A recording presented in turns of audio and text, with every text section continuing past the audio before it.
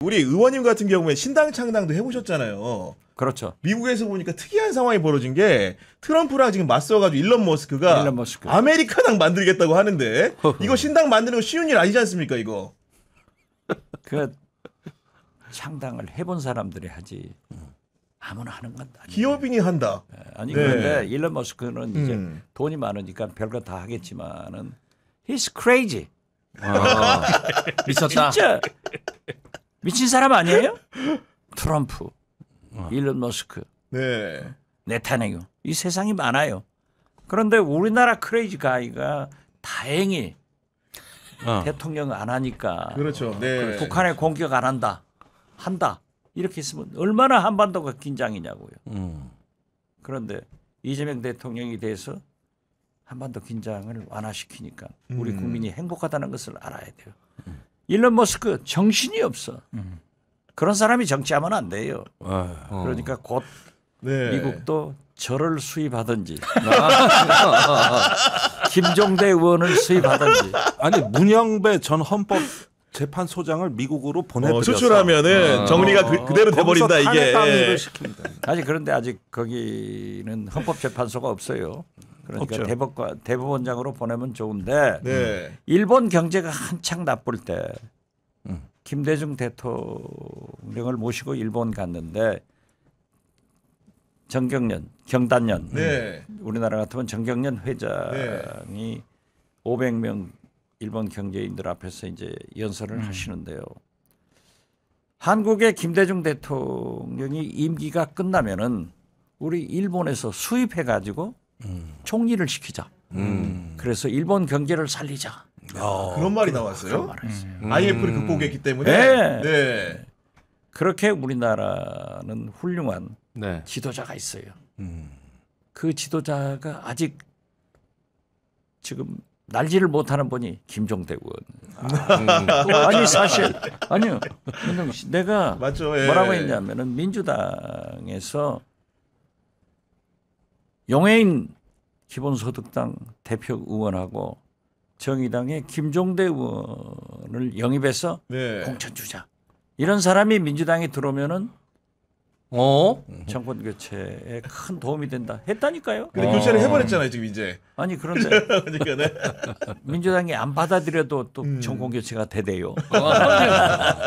뭐 박 의원님이 계시니까. 네. 예. 아니 제가 왜 서두에 이제 트럼프 이제 일론 머스크 얘기를 드렸냐면은 일론 머스크가 이제 가지고 있는 기업 테슬라에 그러니까 지난 3일 기준으로 한국인이 보유한 테슬라 주식 가치가 210억 달러. 하나로 따지면은 28조 6,700억 원이나 엄청나네. 테슬라 주가가 일론 머스크 때문에 떨어지면 네. 미국에서 곡소리만 나는 게 아니고 한국에 있는 서학 개미들 개미 투자자들이 곡소리 난다는 겁니다 지금. 한 20억 달러는 날아가는 거예요. 그러니까 지금 10% 폭락할 수 있어요. 아니요. 그런데 몰라요. 모르죠. 그런데 몰라요. CNBC가 보도를 했는데 네. 지금 머스크하고 이 트럼프가 붙으면서 갈등이 막 증폭이 됐잖아요. 그래서 이건 어디까지나 추정치긴 합니다만 한 1,520억 달러. 그러니까 이게 한화로 계산을 해보니까 210조? 그게 공중으로 날아갔다? 정도가 지금 하락한 것으로 추산을 하고 있거든요. 그러니까 네. 테슬라는 또 우리 국내 주식 하시는 분들이 많이 사는 종목이지 않습니까? 우리 연기도 네. 들어가 있어요. 심지어는 그러니까요. 지금 그러니까요. 보니까. 네. 그거 조금 신호가 안 좋은 것 같아요. 그런데 요거는 조금 이제 우리가 봐야 되는 게 뭐냐면은 도지라고 정부 효율부라는 걸 트럼프가 만들었지 않습니까? 여기에다 무소불위 권력을 줬었어요. 그렇게 되니까 연방 공무원 해임하고 심지어 미국 핵과 에너지부까지 쳐들어가 가지고 핵무기 통제 소스까지 접근 가능한 게 일론 머스크였습니다.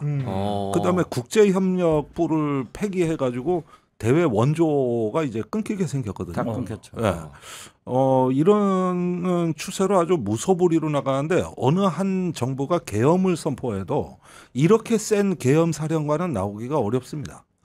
그 정도로 엄청난 위세를 발휘하다가 얼마 전에 그 정부가 지분도 없는 한 국제 연구소 이게 뭐 미 국무부 등록법인인 것 같은데 네.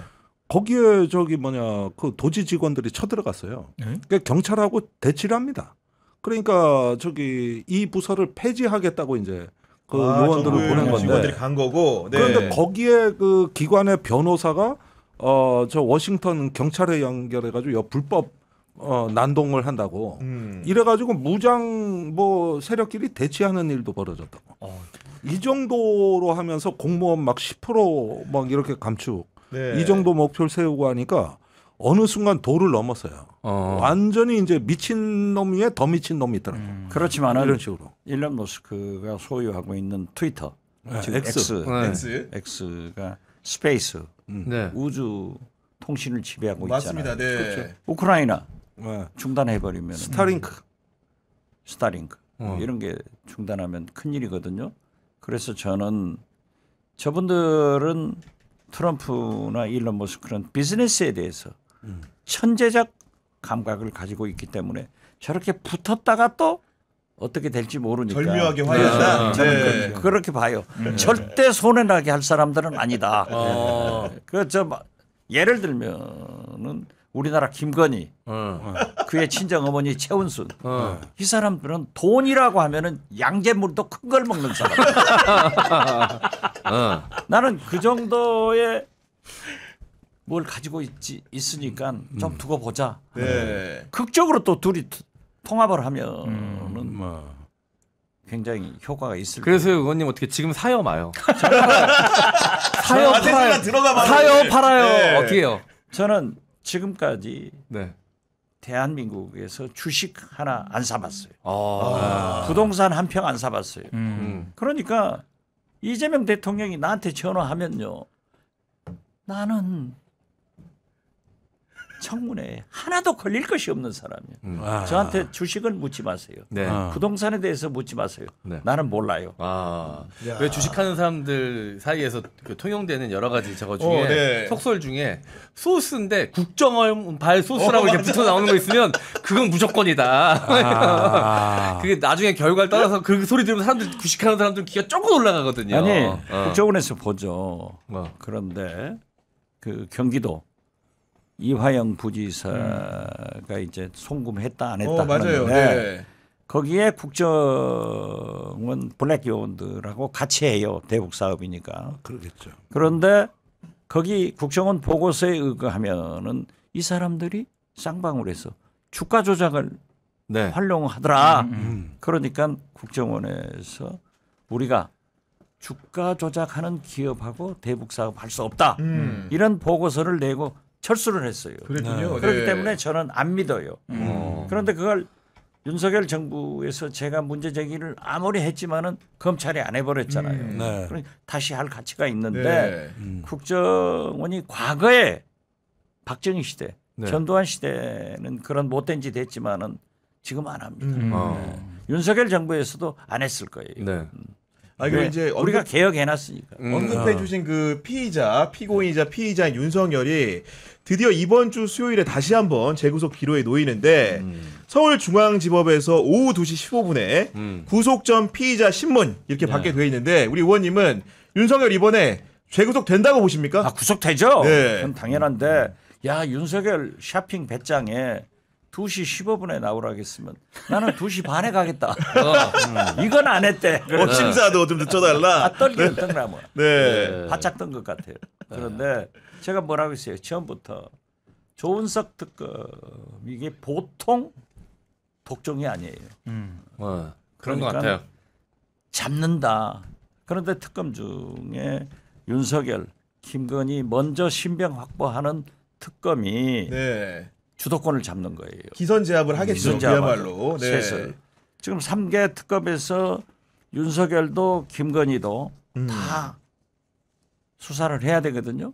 그럼 신병 확보한 특검의 협력을 받아야 되기 때문에 윤석열은 딱 하고 나면은 그 다음 순서는 김건희다. 그렇겠죠. 네. 나는 조은석 특검이 김건희도 채갈 준비를 하고 있지 않는가. 아, 혹시나 그러니까 민중의 김건희 특검 빨리 잘 생각하세요. 뺏기면 큰일이에요. 우리 의원님은 좀 이 상황 좀 어떻게 보고 계십니까? 그러니까 지금 박 의원님 말씀은 새 특검이 다 신병 확보 경쟁을 하는 게 원래는 정상인데 내란 특검이 먼저 시작을 하는 바람에 지금 마치 내란 특검에서 이걸 다 하는 것처럼 비춰지는 거거든요. 근데 사실은 최상병 특검이나 김건희 특검이나 다 이거 신병 확보가 기묘한 특검 아닙니까? 맞습니다. 네. 그래서 이렇게 본다면은 일단은 지금 이번에 내란 특검은 어떻게든 구속을 시켜서 강제 수사에 들어가야 앞으로 본인들이 이 특검 전국에서도 상당한 위상을 회복할 수 있고 그렇게 되면 민중기 특검이나 이명현 특검은 조은석 특검에 협조를 구해야 되는 상황이 되는 거거든요. 이런 판이 펼쳐지는 것이다. 저는 그게 7월 중순부터는 아예 그 판으로 가지 않을까. 특검은 시한이 있기 때문에 맞아요. 이거는 네. 경쟁적으로 할 수밖에 없습니다. 그렇죠. 예. 그리고 조은석 특검이 진짜로 조금 똑똑한 것 같습니다. 왜냐하면 오늘 그 윤석열에 대한 구속영장 청구한 거 있지 않습니까?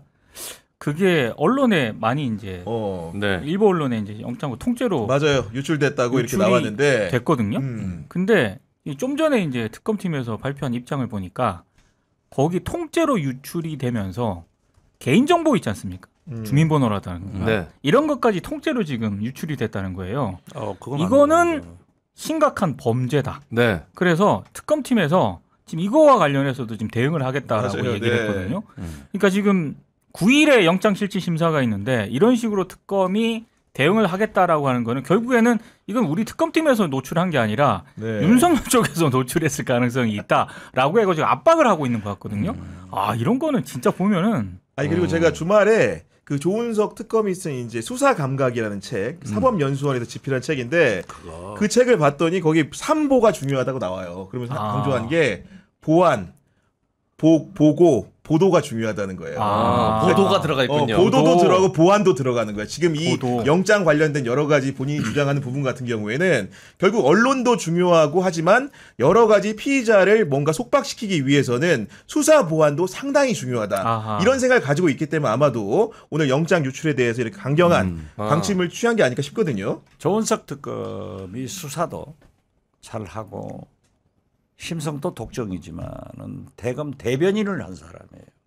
그러니까 언론을 잘 요리할 수 있는 테크닉이 있어요. 그리고 그러한 것을 유출해가지고 법적 책임을 지는 또는 언론으로부터 공격을 받은 그런 일은 안 할 거예요. 네. 그렇기 그렇군요. 때문에 그러한 개인정보 유출 같은 것은 윤석열 측에서 했을 수 있죠. 그래가지고 네. 너희들이 유출했다.